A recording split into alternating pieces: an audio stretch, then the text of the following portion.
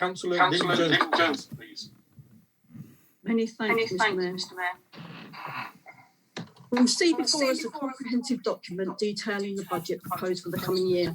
I'd like to thank Adele, Andrew and their team for providing the full information and officers across the council for their efforts to minimise the drastic cuts we are seeing that affect council operations and services to residents. In this report, it states, unlike many other councils, low levels of reserves and lowest council tax in the country outside London, coupled with the increasing levels of borrowing, have made the RBWM financial position more challenging. We have been continually told by the Conservative administration that if it weren't for COVID, we'd be in a much better place. And what a wonderful success their financial strategy has been in 2021 with the 3 million underspend. In 2021, we used our 2.8 million contingency. So to me, the 3 million underspend is really just the contingency brought forward. COVID did affect both costs and income figures, so we're not able to look at a true comparison to the budget. But luckily, central government has ensured that any costs or income losses throughout the year have been fully compensated. So now we're agreed. COVID has not affected the council's finances this year. The financial challenge is actually set out on page 101, paragraph 13.2. A key risk for the council is that its finances are not sustainable in the long term and it doesn't have enough reserves to enable it to effectively manage the financial risk it faces in the medium term. Despite the assumption that we will continue to increase council tax by the maximum allowed for the next 5 years at least, we are still having to implement 23 million of cuts by 2025. 23 million over 5 years. Even with all those cuts to services and increases in charges, residents paying a Band D council tax will pay 12.5% more in 2024. Last year, Councillor Hilton highlighted the administration's aim to future-proof the borough, allow it to protect the vulnerable while supporting the discretionary services enjoyed by residents. You can see from the equality impact statement and from the public questions that the vulnerable will be impacted by these cuts. And what of those discretionary services? Closing day centres while reducing the service budget by half is not supporting services in my book. The library service saw a cut to their budget of 265,000 this year. We're looking at another cut of 121,000 next year. And a consultation is out asking to cut the library's budget of another 292,000 in the future.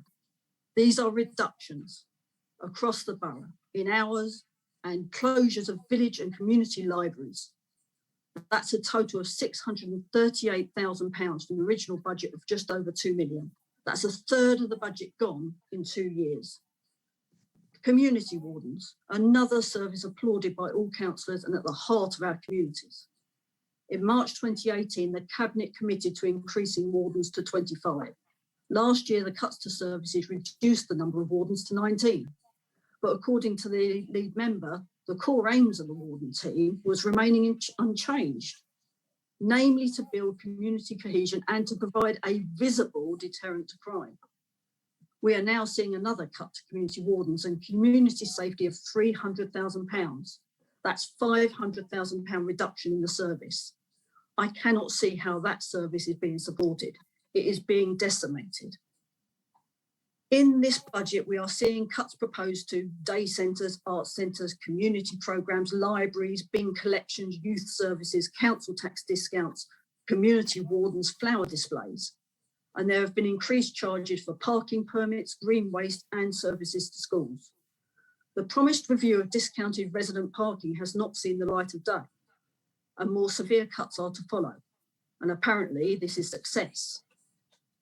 In 2019, Councillor Hilton stated several other councils compared unfavourably to RBWM and were struggling to make ends meet, proposing cuts to arts funding, roads maintenance, libraries, weekly bin collection, while using reserves to support their budget.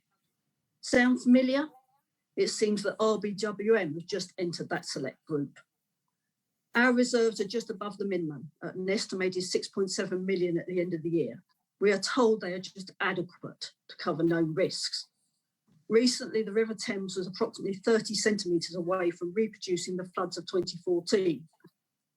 But there's no budget for emergency response. It would have to come out of reserves and so take us below the minimum required. That is how tight the financial situation is. We are one risk away from sinking. In 2019, the lead member at the time stated the council will be debt-free, including the pension deficit in the medium-term future, say 2024. There is zero chance of that happening. Our debt in 2024 will hit £250 million, and the pension deficit is currently over 80 million. Last year, Councillor Hilton stated that the Oaks Leisure Centre remained a priority, and in addition, the council was committed to supporting the Lower Thames scheme that will protect residents' homes from flooding. Looking at the capital cash flow, Appendix 4, Annex C, there is only 10 million of the promised 50 million expenditure detailed for the River Thames scheme, and there is no mention of the Oaks Leisure Centre, despite the report going out to 2035. So, no Oaks Leisure Centre, no River Thames scheme. So much for the Conservative commitments to the south of the borough and the rural villages of Old Windsor, Datchet and Rainsford. I asked at Cabinet whether there was a priority list for removal of savings should we have further underspend. This was not answered, so I assume the answer is no. This is a failure to plan, a failure during the last administration to provide a corporate plan that was more than a selection of vote-winning proposals. We still have no corporate plan for the future, no priorities. The administration has failed in their obligation to set a direction.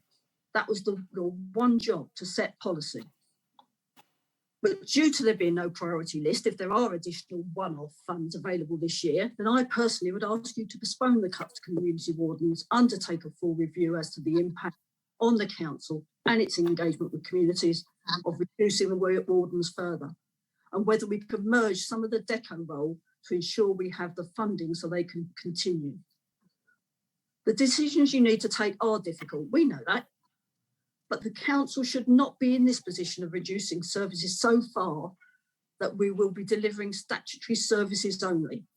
And if Cabinet really want to work collegiately, then be transparent.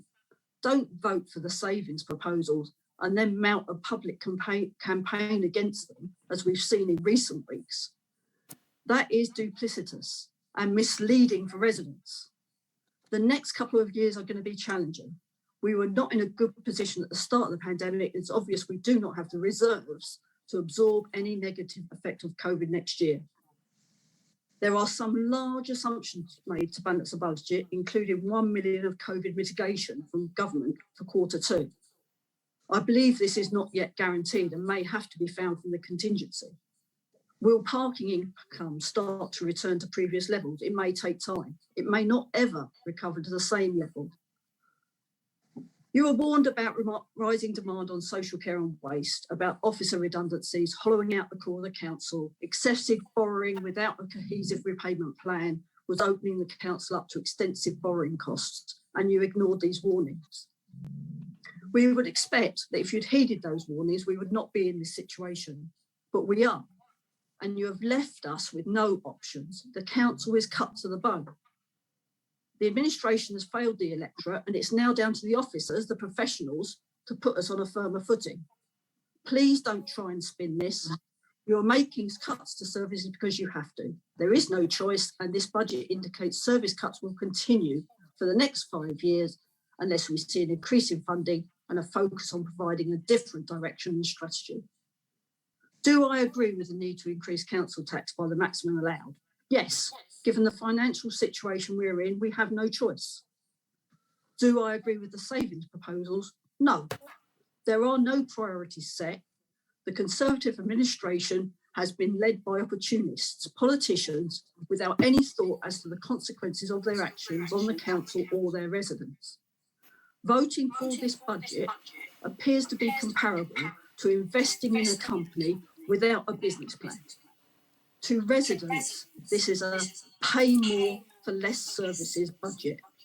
Thank you. Thank you, Councillor Jones.